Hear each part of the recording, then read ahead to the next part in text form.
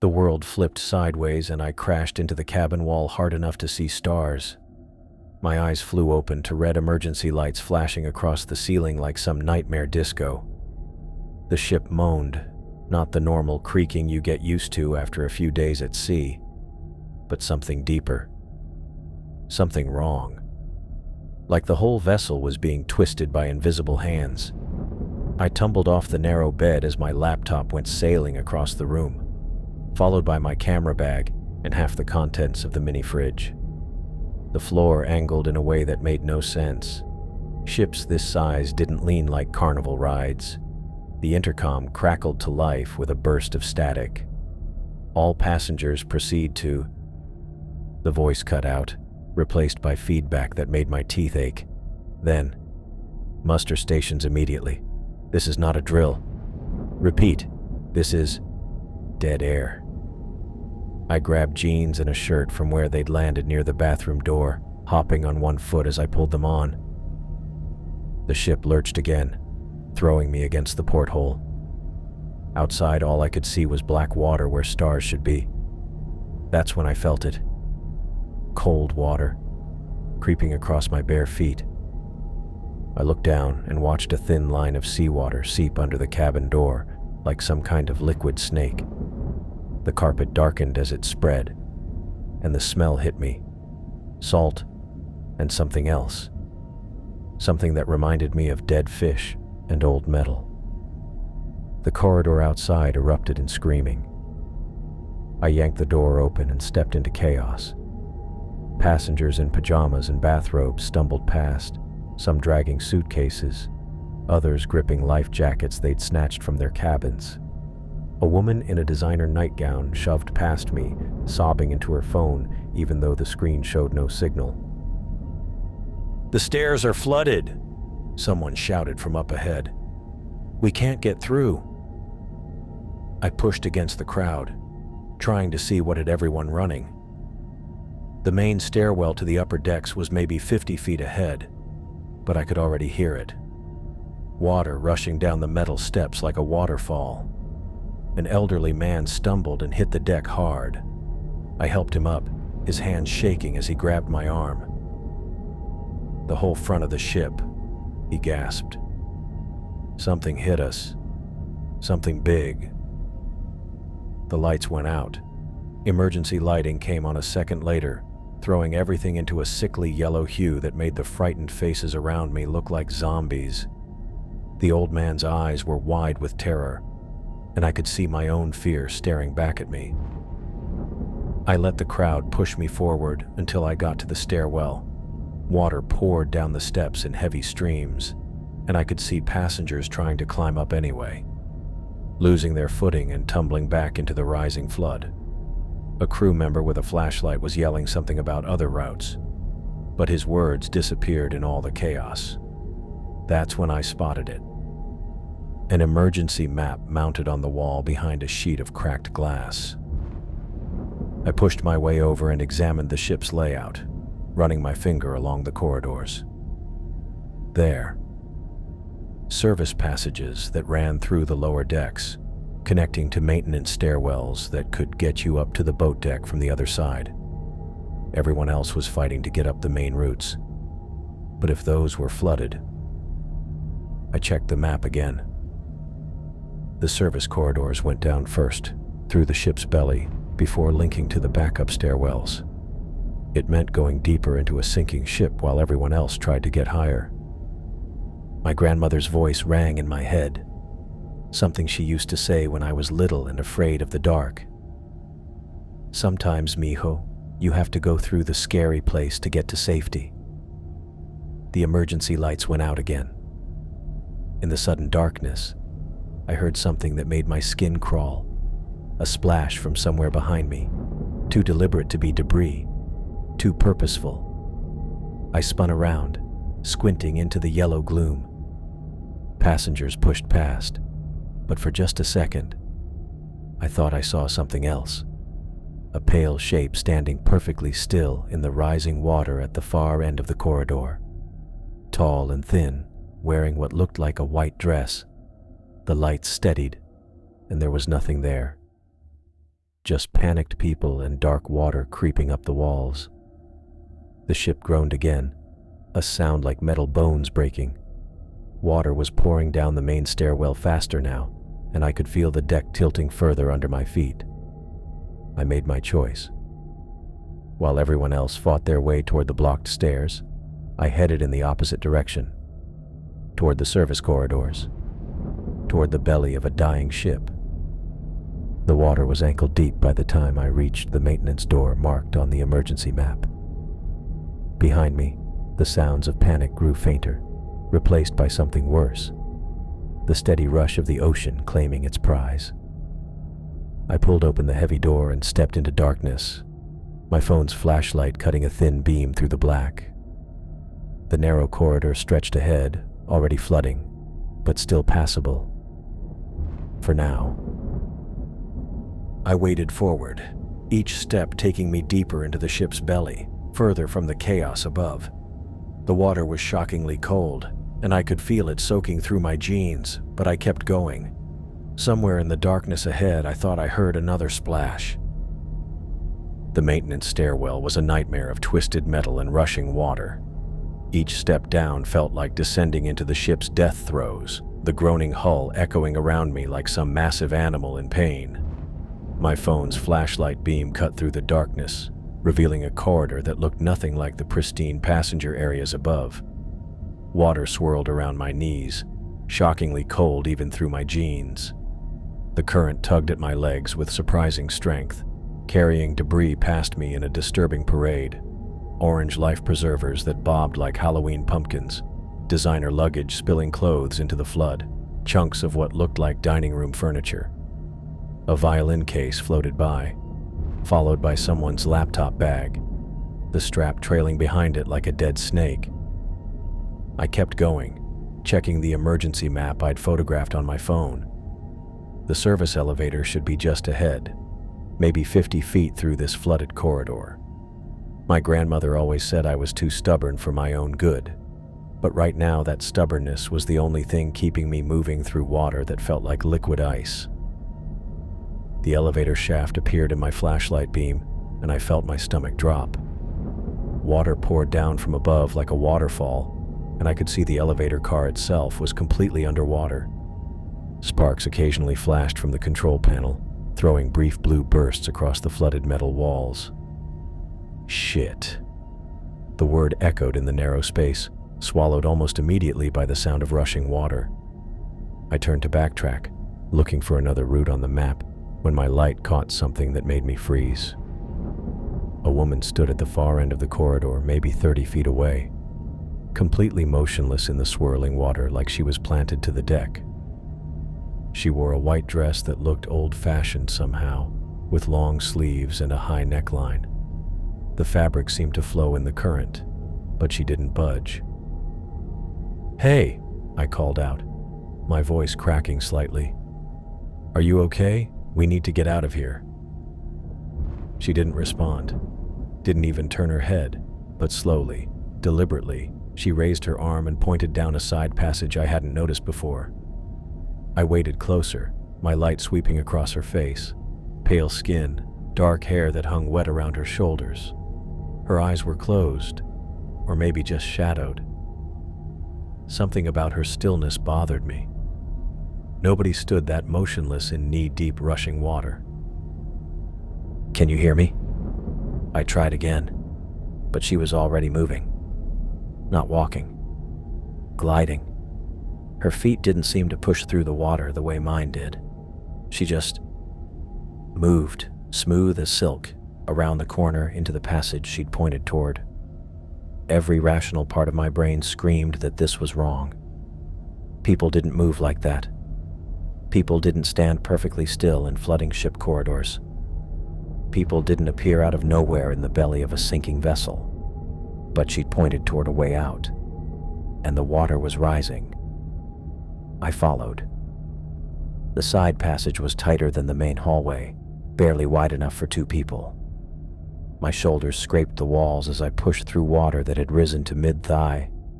The woman had vanished, but my flashlight caught something else. Wet footprints on the metal deck plates. clear even through the flooding. The prints led to another stairwell, one that definitely wasn't on the emergency map. The steps went up into darkness, and surprisingly, they looked completely dry. The water level dropped as I got closer, like the flood couldn't quite reach this particular set of stairs. I shined my light up the stairwell. The wet footprints continued upward, each one perfectly formed, as if someone had just walked out of a swimming pool. The ship groaned again, a sound that seemed to come from everywhere at once. Not just the normal stress of a vessel in distress, but something deeper. Something that made my teeth ache and my skin crawl. The entire hull felt like it was being squeezed by invisible hands. Behind me, the water continued to rise. I could hear it lapping at the bottom step now, and debris bumped against the stairwell entrance. A child's stuffed animal floated past, its button eyes staring accusingly. I looked up the mysterious stairs again. The woman had disappeared, but those wet footprints led upward into what could be safety, or could be something else entirely. My grandmother's voice whispered in my memory. "Sometimes the strangest path is the only path, mijo." The water reached the second step. I started climbing. The stairs were dry, just as they'd looked. My soaked boots squeaked against the metal, and I could feel water dripping from my jeans onto the deck plates. But the steps themselves were bone dry, as if the flood couldn't reach them. Above me, the stairwell curved upward into darkness. The wet footprints continued, each one clear and sharp in my flashlight beam. Woman's feet, bare, with what looked like a small scar on the left big toe. The ship's groaning got louder as I climbed, but it was transforming. Less like metal under pressure and more like singing. A deep, haunting sound that seemed to rise from the water itself, from something much bigger than the ship. I stopped on a landing, gasping for air, and looked back down where I'd come from. The flood had reached the bottom of the stairwell but halted there, as if it hit some invisible wall. Water churned and spun at the base of the steps, but wouldn't climb any higher. That made no sense. Water doesn't just stop flowing uphill because it wants to. I turned back to the stairs, following the wet footprints higher into the ship's superstructure. Somewhere above me, a woman in a white dress was leading me toward what? Safety? Or something my logical mind wasn't ready to accept. The hull groaned again, and this time I was sure I heard something else mixed in with the sound. Something that might have been voices, singing in harmony with whatever was pulling our ship down into the dark. The stairwell dumped me out onto what looked like a service deck, all exposed pipes and utility panels. Emergency lighting bathed everything in that same sickly yellow glow, but at least I could see more than 10 feet ahead. That's when I heard voices. "Told you the radio was busted," a man was saying, his accent thick with Boston Irish. "Thing's been giving me static for the last 20 minutes. I followed the sound around a corner and found them. 2 passengers crouched near some electrical panels. The man was maybe mid-40s, stocky build, wearing work clothes that seemed odd on a luxury cruise. He gripped a handheld radio that crackled with bursts of static. The woman with him was younger, blonde, dressed in what had probably been an expensive outfit before she'd crawled through flooded corridors. She was wrapping something around her left arm, torn fabric from her blouse. "Excuse me," I called out, and they both spun toward me. The woman's hand went to her chest. "Jesus," the man said. "Thought you were crew for a second." He looked me up and down, taking in my soaked jeans and the phone I was still using as a flashlight. "You get separated from the muster stations too?" I nodded. "Main stairwells are totally flooded. I'm Sky." "Randy Shepard." He gestured to the woman. "This is Elizabeth Fisher. We were trying to get to the lifeboats on the port side, but..." "The mechanisms are destroyed," Elizabeth said, her voice tight with controlled frustration. Someone or something tore apart the David systems. The boats are just hanging there useless. Randy's radio suddenly burst to life with a clear transmission. Coast Guard Station Boston. We have multiple vessels responding to Mayday from cruise ship Celestial Dream. Vessel reports collision with unknown underwater object, taking on water rapidly. The signal dissolved back into static. Unknown underwater object, Randy muttered, shaking the radio. What the hell does that mean? Elizabeth finished tying off whatever she was using as a bandage. Probably a shipping container. They fall off cargo ships all the time, float just below the surface, nearly invisible at night. I was about to respond when I saw her again. The woman in white stood at the far end of the hallway, maybe 40 feet away. This time she wasn't just a quick look or a shadow. She was right there under the emergency lights, tall, pale, wearing that same old-style dress that looked like it belonged in a museum. "Do you see that?" I asked quietly. Elizabeth followed my gaze and sucked in a sharp breath. "Oh my God, there's someone down there." Randy looked up from his radio. "Where?" But the woman was already moving. She raised her hand, not waving, but making a deliberate "come here" gesture.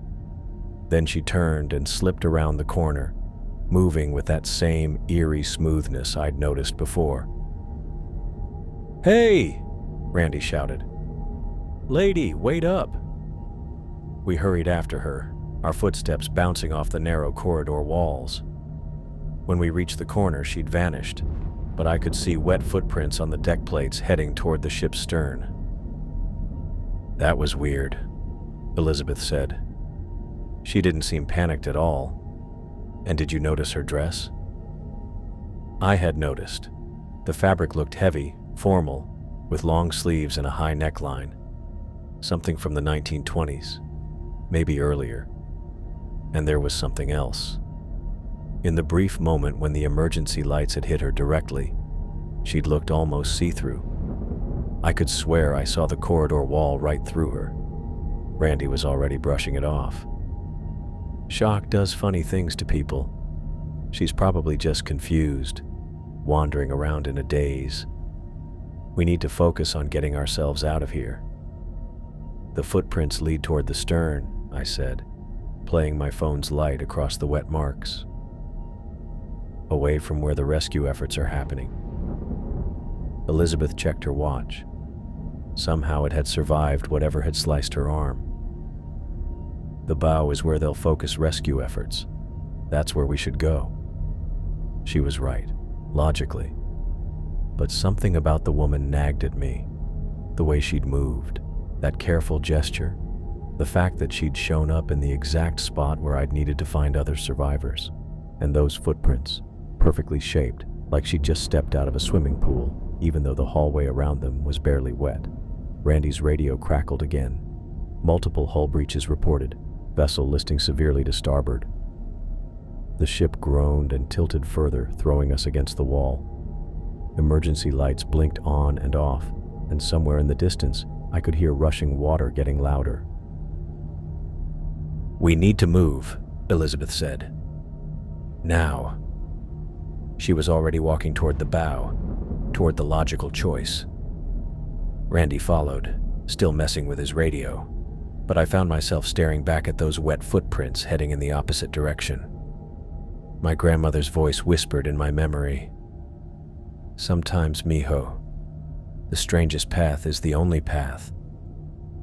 The ship lurched again, and I had to grab a pipe to keep from falling. In the flashing emergency lights, I could swear I saw a bit of white fabric vanishing around another corner, deeper into the ship's belly. "Sky," Elizabeth called. "Come on." I looked toward the bow, where rescue efforts were supposedly happening, then back toward the stern where a woman in a dress that shouldn't exist had left footprints that made no sense. The water was rising. We had maybe minutes to choose. I glanced back at Elizabeth and Randy, both of them staring at me like I'd completely lost it. Maybe I had. "This is insane," Elizabeth said, her voice tight with barely controlled panic. "We should be heading toward the bow, toward the rescue efforts." "What rescue efforts?" I gestured at Randy's crackling radio. "You heard the transmissions. Half the ship is underwater already." Randy shook his head, water dripping from his beard. "That woman could be anyone. Confused passenger, crew member in shock. We don't know where she's taking us." But I couldn't stop thinking about those footprints, perfect and completely dry in hallways that should have been underwater. And the way she moved. She wasn't walking through the water. She was floating above it. "She knew where to find you two," I said. "She led me straight to other survivors." "Coincidence," Randy muttered, but he didn't sound convinced. The ship groaned again, a deep metallic shriek that seemed to come from everywhere at once. Emergency lights blinked on and off, and I could hear water rushing somewhere below us, getting louder.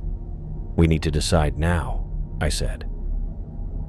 Elizabeth touched her makeshift bandage, wincing. "Fine. But if this goes wrong..." "It's already wrong," I interrupted. "The whole situation is wrong. Ships this size don't just hit things and sink in minutes." We followed the wet footprints deeper into the ship's belly, away from the obvious escape routes.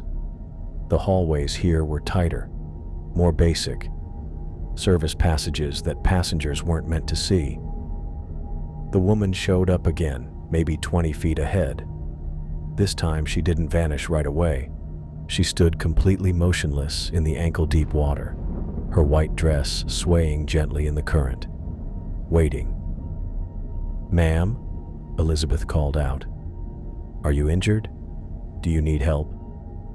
The woman turned her head toward us, and even from this distance, I could see her smile. Not reassuring, not grateful. Something else entirely. Randy's radio suddenly burst with clear signal. Multiple hull breaches, water coming in faster than pumps can handle. Recommend immediate evacuation of all lower decks. The transmission cut to static. "Lower decks," Randy said grimly. "That's where we are." The woman raised her arm again, pointing down a side corridor that curved toward the ship's stern. Then she moved with that same eerie gliding motion and disappeared around the corner. We hurried after her, our footsteps bouncing off the metal walls. The water was getting deeper, mid-calf now, and much colder. My breath started coming out in small puffs. "Is it just me? Or did the temperature just drop?" Elizabeth asked, hugging her arms around herself. I aimed my phone's flashlight ahead of us. The wet footprints continued, but now they looked different, more defined, like they'd been pressed into the metal deck plates rather than just left on the surface. The corridor opened into a wider space, some kind of maintenance area with exposed pipes and electrical panels. Emergency lighting bathed everything in harsh yellow. And there she was. The woman stood directly in front of a heavy bulkhead door, the kind designed to seal off sections of the ship in an emergency. Her hands were folded in front of her, and she was looking straight at us. Up close, I could see details I'd missed before. Her dress wasn't just old-fashioned, it was actually old. The fabric looked worn, with small tears and stains that spoke of years, maybe decades of wear. Her dark hair hung in wet strands around her face, and her skin had a see-through quality, almost glassy. "Jesus," Randy whispered. "Lady, you're freezing. We need to get you to a medical station." She didn't respond, didn't even acknowledge that he'd spoken. Her attention was focused entirely on me. I stepped closer, and the air got even colder. My breath came out in visible clouds now, and I could feel the chill coming from her like she was made of ice. "The door," I said, understanding somehow. "You want us to open the door?" She nodded once, slow and careful. Elizabeth examined the bulkhead mechanism. This is a manual override. According to the markings, opening this will flood the compartments behind us. We won't be able to go back the way we came. That's assuming the way we came isn't already underwater, I pointed out. Randy shook his head. This is crazy. We don't know what's on the other side. Could be completely flooded. Could be a dead end. The woman's expression grew more urgent, not panicked.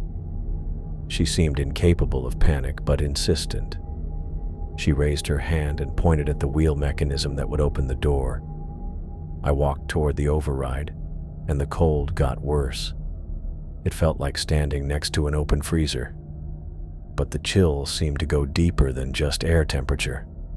It sank into my bones, made my teeth hurt. "Sky," Elizabeth said quietly. "Look at her eyes." I looked. They were completely black, not just dark brown or shadowed by the emergency lighting. Black, like staring into deep water at night, with no reflection, no light at all. "That's not normal," Randy said, his voice barely above a whisper. The woman smiled again, and this time I could see her lips had a bluish tint, like someone who'd been in cold water too long. She pointed at the wheel again, more forcefully. My hand was already reaching for the controls before I consciously decided to move. Something about her expression, about the way she stood there so calmly while the ship fell apart around us, made me want to trust her, made me want to follow wherever she was taking me. "Don't," Elizabeth said sharply. "Something's wrong here. People don't have eyes like that. People don't stand in freezing water without shivering." But my hands were already wrapping around the cold metal of the wheel. The woman's black eyes locked onto mine, and for just a second, I thought I caught something. Not words exactly, but a sound like faraway singing, blended with the rush of deep water. Randy's radio crackled. "Rescue vessels can't get close. Some kind of blockage in the water. Sonar showing huge object directly beneath." The transmission dissolved into static. The woman's smile stretched wider, revealing teeth that were too perfect. Unnaturally white, like polished ivory. I started turning the wheel. I grabbed the wheel and cranked it hard to the right. The metal groaned like something alive, fighting against me, but finally gave way with a sharp clank. The bulkhead door swung open, and a wall of freezing water slammed into us. Not just cold, Arctic.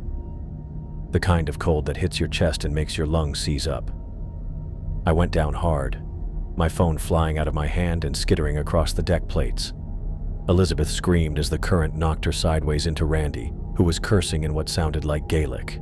We all scrambled to grab onto pipes and railings as the water rushed past our legs. But then, something else came through the opening. 2 people burst into our compartment, hacking and wheezing. A man wearing a ship's uniform and a woman with wet black hair stuck to her scalp. They looked like they just crawled out of freezing water. "Jesus Christ," the man said, his accent Scottish. "Thought we were done for." He was tall, broad-shouldered, maybe in his 50s. His uniform had O'Connor stitched above the pocket. Owen O'Connor, chief engineer. The woman was younger, maybe early 40s, wearing what had probably been nice clothes before she'd crawled through flooded passages. "Christina Barr," she said, squeezing water from her cardigan. "Thank God you opened that door. We've been stuck back there for 20 minutes. Randy helped Elizabeth to her feet. "How bad is it on your side?" Owen's face was serious. "Bad doesn't cover it. I've been working ships for 30 years, and I've never seen damage like this." He pointed back toward the opening. "The hull breach isn't from hitting something. It's like something grabbed us from below. Multiple impact points along the keel all at the same time." "That's impossible," Elizabeth said. "Ships don't just get grabbed." "Tell that to the twisted metal I just crawled through," Owen replied. "Whatever hit us, it's still down there." I could feel it through the hull plates. Something massive, moving underneath us. Christina was studying the hallway we'd come from, her historian's eye taking in details. "This isn't the first time," she said quietly. "I've been researching maritime disasters for 15 years. There are records going back to the 1800s. Luxury liners hitting unknown objects in deep water, sinking faster than they should. Always the same pattern." "What pattern?" I asked, retrieving my phone. The screen was cracked, but still working. Ships that should have stayed afloat for hours going down in minutes. Rescue vessels unable to approach due to underwater obstructions. Survivors reporting.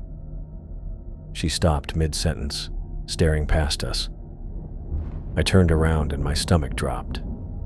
The pale woman stood directly behind us, maybe 10 feet away. She hadn't been there 30 seconds ago, but now she blocked the path we'd taken, standing perfectly still in the ankle-deep water. The door was shut tight. "When did that happen?" Randy demanded, splashing toward the door. The wheel mechanism wouldn't budge. "It's sealed tight. Controls are dead." Owen pushed past him, checking the hydraulic system. "These doors don't close by themselves. Someone would have to..." He looked back at the woman, and his face went pale. "That's not possible."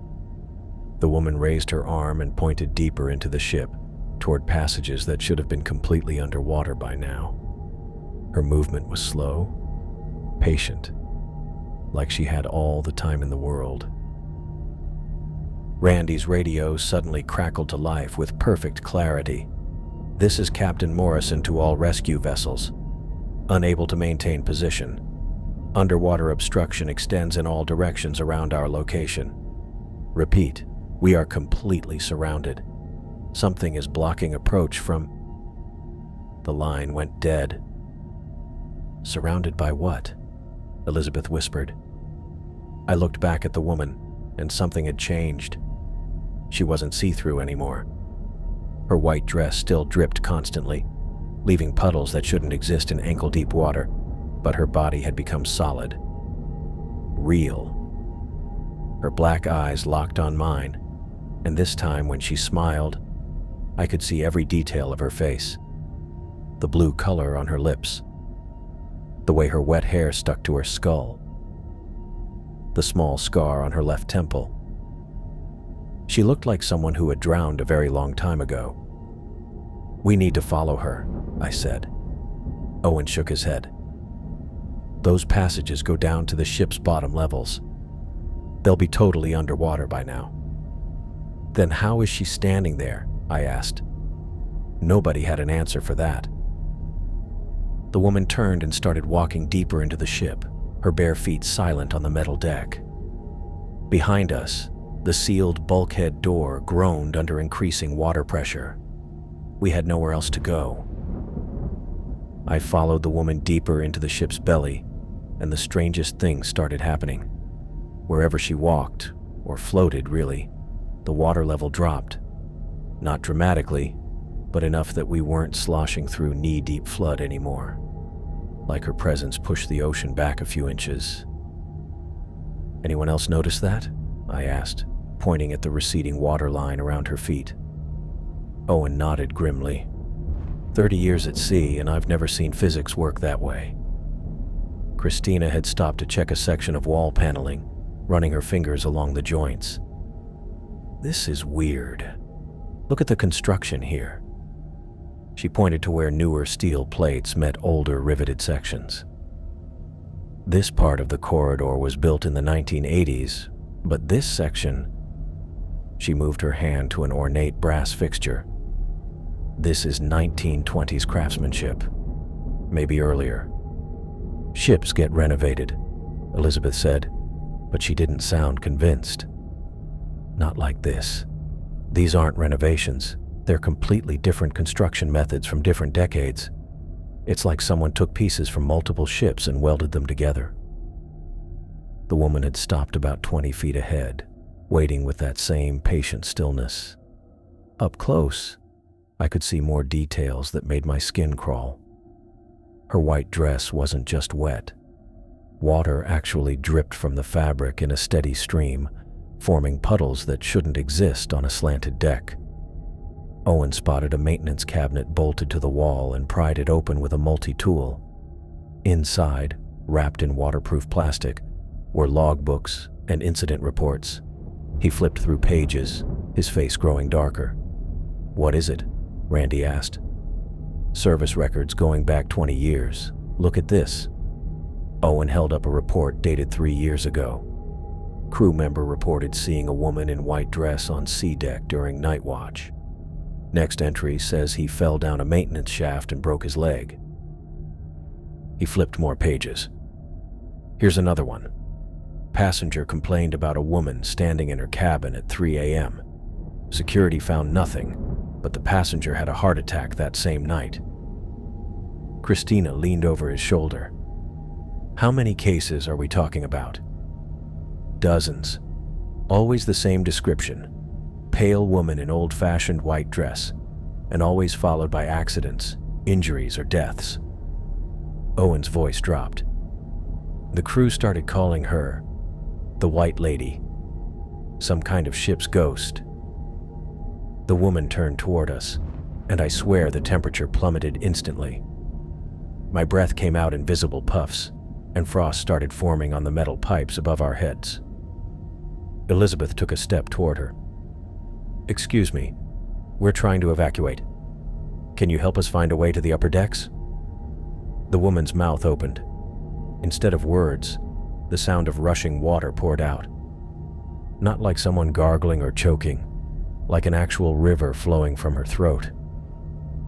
The sound bounced off the corridor walls, mixing with the distant groaning of the dying ship.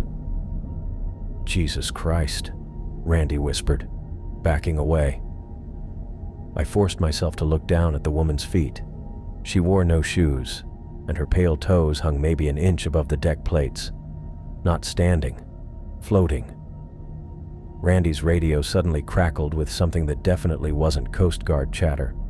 Voices speaking in what sounded like multiple languages, but underneath them was the groaning of old wooden ships and something that might have been singing.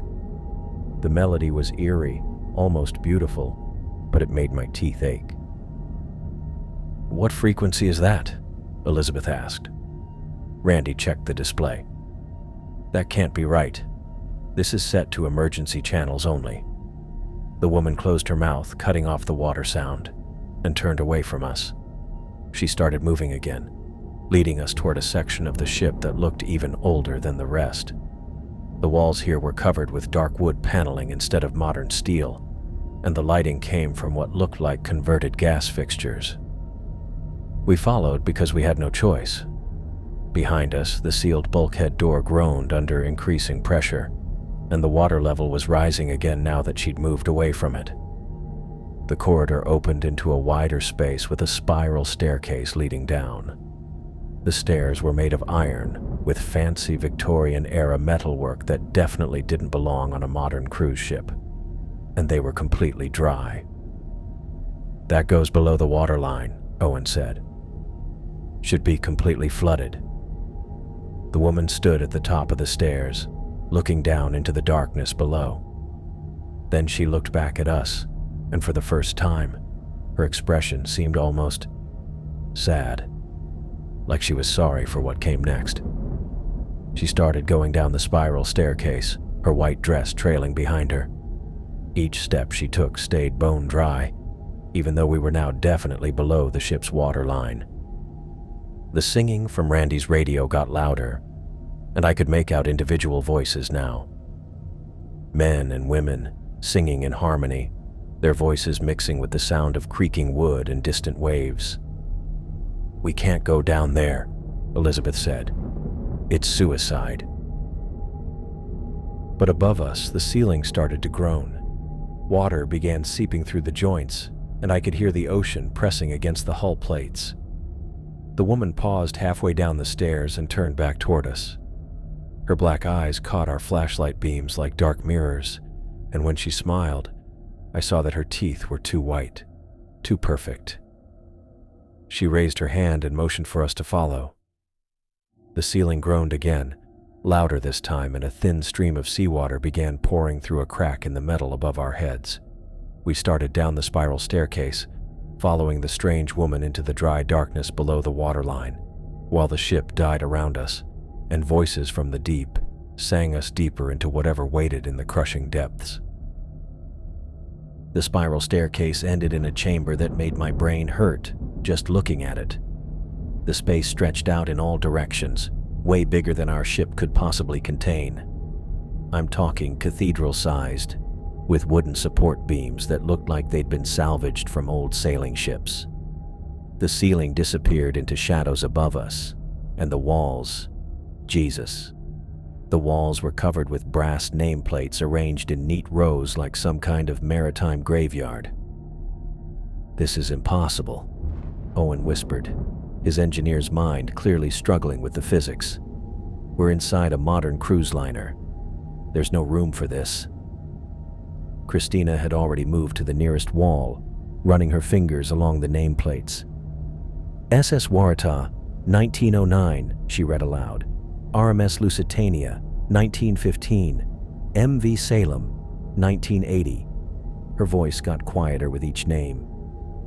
"I know these ships. They're all from my research. Vessels that vanished or sank under strange circumstances. I counted at least 50 plates just on the section I could see clearly. Ships from different centuries, different countries, all displayed like trophies." The pale woman stood in the center of the chamber, but she wasn't alone anymore. People gathered around her in a loose circle, maybe 20 or 30 souls in different stages of see-through existence. Some appeared almost solid, while others were barely visible outlines. They wore clothes from different time periods: Victorian-era dresses, 1940s military uniforms, modern cruise wear like ours. All of them had the same black eyes as the woman, staring at nothing with blank expressions.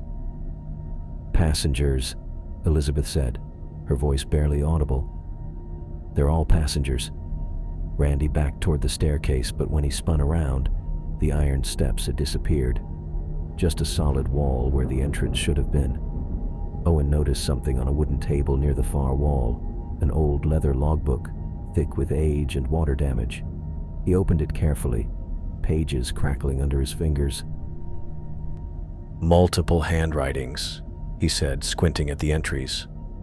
"Different languages too, French, German, Spanish." He flipped through more pages. They're all describing the same thing: ships hitting something in deep water, the woman appearing to survivors, leading them down into chambers like this. Christina joined him, her historian's training kicking in, despite what we were facing. "Look at the dates. This goes back to 1823, the same pattern repeating for 2 centuries. I stepped closer to read over their shoulders. The entries were written by different people, some neat and careful, others shaky and desperate. Most were in languages I couldn't understand, but toward the back, Owen found pages in English. "Here," he said, pointing to an entry dated 3 years ago. "SS Meridian Star. That was the luxury liner that went missing off the Azores. Made international news." I read the final entry aloud. "Day 3 below. She offers a choice: join willingly and keep some part of yourself, or resist and become a mindless servant.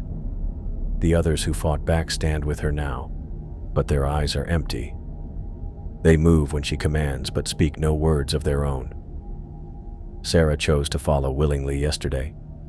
She still knows her name, still remembers her children, but she serves the deep now. The water calls to us all in the end. I can hear it singing." The handwriting fell apart after that, turning into illegible scratches. Randy's radio crackled one more time, but instead of Coast Guard chatter, we heard something that made my blood freeze.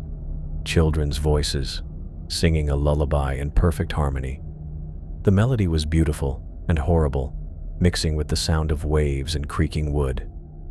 The pale woman started moving toward us, her bare feet silent on the wooden floor. The ghostly figures stepped aside to let her pass, their hollow eyes following her every step. She came to a stop right in front of me, so close I could make out every feature of her face, the tiny scar on her temple, how her soaked hair stuck to her skull, the blue shade on her lips that screamed drowning victim. Her mouth opened, and this time, instead of rushing water, words spilled out in perfect English with a faint accent I couldn't identify. "The deep has been lonely for so long," she said, her voice carrying the sound of distant waves. "Will you choose to understand, or will you choose to run and drown alone?" Behind her, the ghostly figures started moving, forming a tighter circle around us. Some looked almost normal, sad but aware. Others moved with jerky, puppet-like motions, their black eyes reflecting nothing. The woman extended her hand toward me, palm up, waiting. "Choose quickly," she whispered. "The air grows thin, and the deep grows hungry." Above us, the wooden beams groaned under crushing pressure, and I realized we weren't just below the waterline anymore. We were somewhere much deeper, in a place that existed outside normal space, surrounded by something vast and patient that had been collecting ships and souls for centuries. The woman's black eyes fixed on mine, and I saw eternity reflected in their depths. The woman's voice slipped past my ears completely, pouring straight into my mind like ice water finding cracks I never knew were there. I was the first. Her words echoed inside my head. A passenger on the merchant ship, Cassandra's Dream, sailing to Boston Harbor back in 1823. We hit something in the deep, not an iceberg or rocks, but something that had been lying in wait. The ghostly figures around her moved gently, like they were being pushed by currents only they could feel. Their dark eyes stared at nothing, but a few nodded slowly, like broken dolls agreeing with her story. Instead of drowning in the cold Atlantic, I was taken by something old, something that's lived in the ocean's deepest parts since before your kind learned to build ships. It feeds on the fear of those about to die, lives off those final moments when hope turns into despair. Christina pressed her back against the wall, her face white. "This isn't real. We're all seeing things from lack of oxygen." The woman turned those endless black eyes toward her. "You study disasters at sea, don't you? Tell me, Professor Barr, how many ships disappear each year in deep water? How many distress calls just stop?" Christina's mouth opened, but no words came out. "My purpose is to gather souls for my master, but I am not without mercy." The woman gestured to the ghostly figures surrounding her. "Those who accept their fate willingly keep their consciousness, their memories, their sense of self. They serve, yes, but they stay aware." She pointed to the more solid-looking spirits. A woman in a 1940s dress smiled sadly at us. A man in a modern business suit nodded once, his expression resigned but alert. Those who fight, who cling to false hope until the end. Her gesture moved to the puppet-like figures with blank stares. They become vessels, shells that move when commanded, but remember nothing of who they once were. Elizabeth's voice cracked. The radio transmissions, the Coast Guard responses. Nothing but lies, designed to maintain hope until the final moment. Hope makes the fear more potent when it dies. Randy fumbled with his radio, checking the display with shaking hands. But I heard them, clear as day. Your device stopped working when the water first touched it. Every voice you heard came from the deep. Owen had moved to look at the chamber walls more closely. His face went white as he traced patterns in the wood with his fingers. "These aren't support beams," he said quietly. "They're ship ribs, from dozens of different vessels." I followed his look upward, finally getting what I was seeing. The ceiling wasn't made of wooden boards. It was the put-together hulls of ships, fitted together like pieces of a huge puzzle. Brass nameplates marked each section: Titanic, Lusitania, Andrea Doria, and hundreds of others I didn't know. "We aren't on the surface anymore," the woman said. "Your ship hangs suspended in an air pocket 3 miles beneath the waves, held in the grip of something your science has no name for." The chamber shook, and a thin stream of seawater started dripping through a crack in the ceiling above us. "The pocket will not hold much longer. You must choose." She stretched her pale hand toward me, fingers open like she was offering to pull me up from a fall. "Join willingly and help me guide future souls to their choice. Keep your thoughts, your memories, your ability to show mercy to those who come after, or resist and become another empty servant in my collection." The water trickling from above picked up pace to a steady drip. Then another crack showed up, and a second stream started flowing. Elizabeth moved closer, her lawyer's brain still functioning even after everything they'd been through. "What exactly does join willingly mean? What would we turn into? Shepherds of the lost, guides for those who find themselves where you are now. You would appear to survivors, lead them to safety or to choice, as circumstances require." "And if we refuse?" The woman's expression stayed the same, but the blank-faced figures around her turned toward us all at once, their movements jerky and wrong. "Then you serve regardless, but without the burden of consciousness to make the task painful." Randy's radio suddenly burst with a new transmission. Children's voices singing "Ring Around the Rosie" in perfect harmony, their laughter carrying through static that sounded like breaking waves. Owen grabbed my arm. "There has to be another way out. Ships don't just disappear into underwater caves. This breaks every law of physics." "Physics," the woman said, and for the first time she almost smiled. "How charming. Tell me, engineer, what law explains how you breathe air 3 miles underwater? What equation describes the creature that holds your ship in its grip?" More cracks appeared in the ceiling. The dripping became a light rain. Christina had yanked out a soaked notebook and was scribbling like crazy.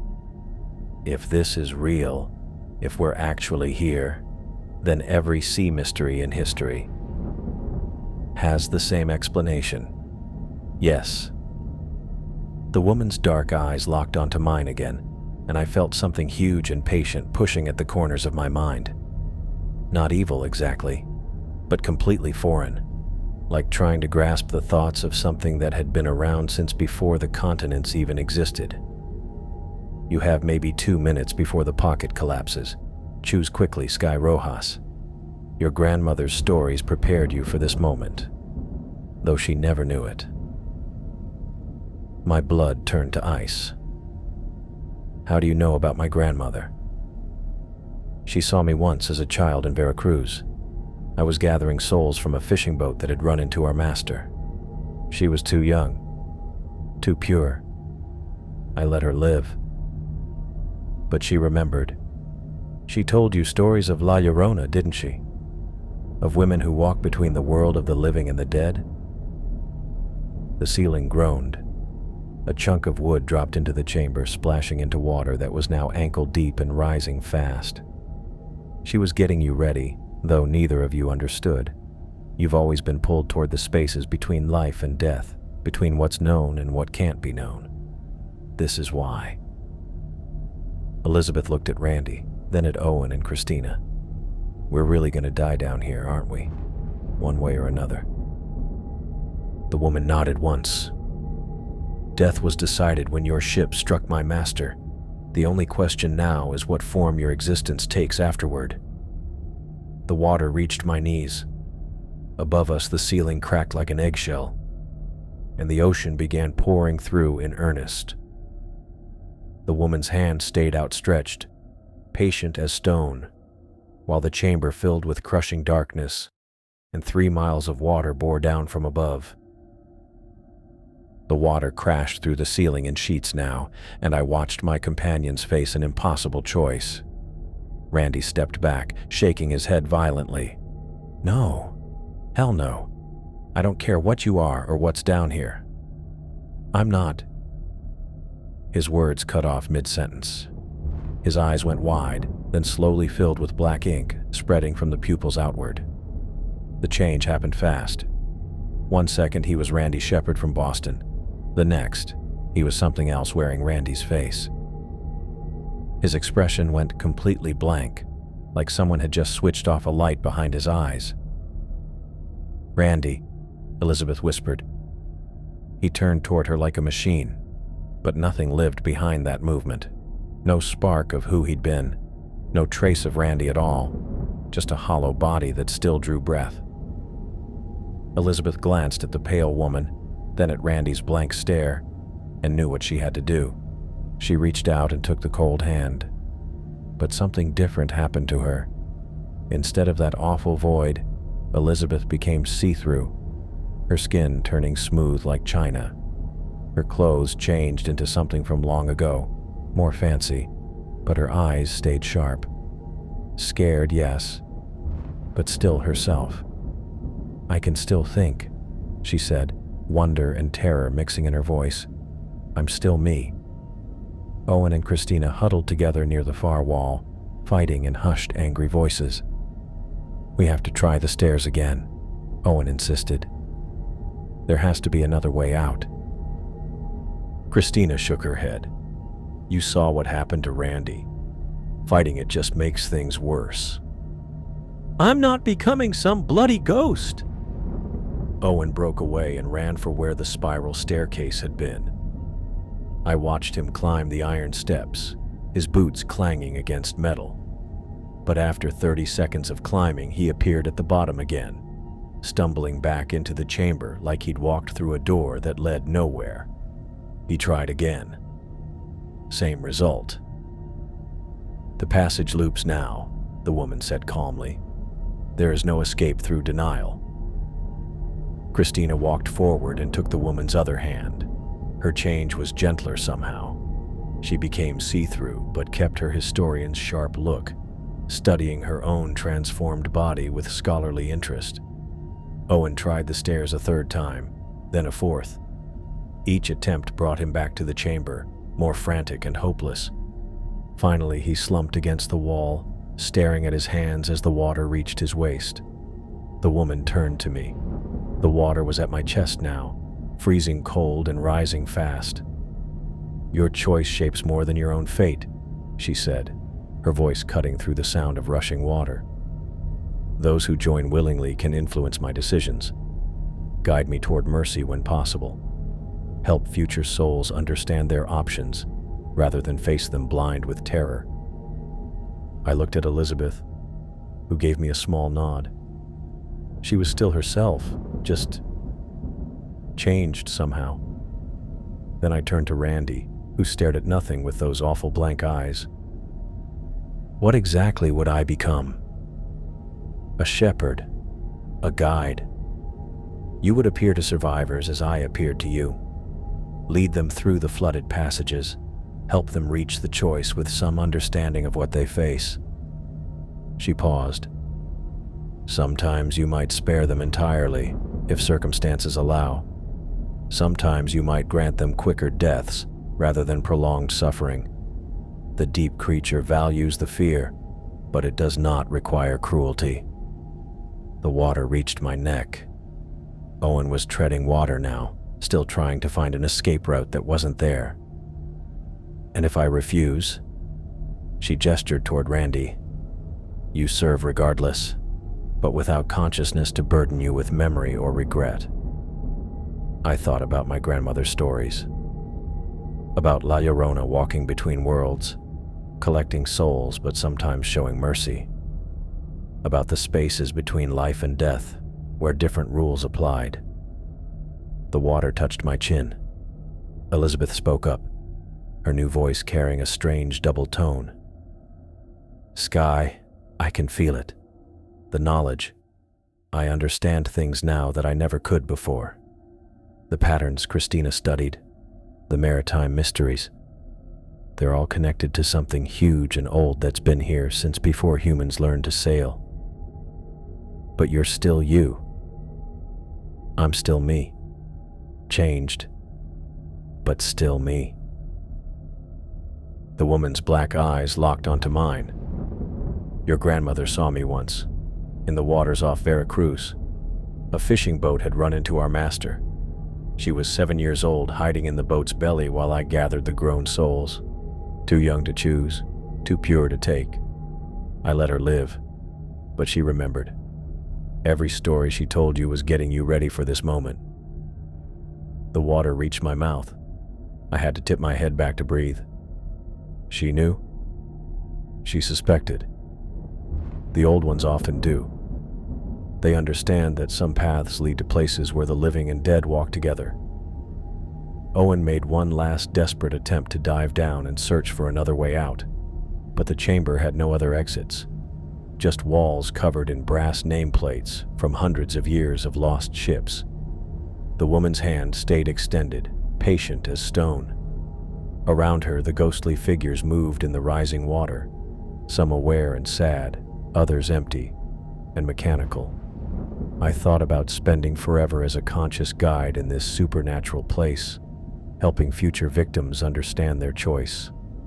It meant becoming part of something terrible, but keeping enough of myself to maybe show kindness when I could.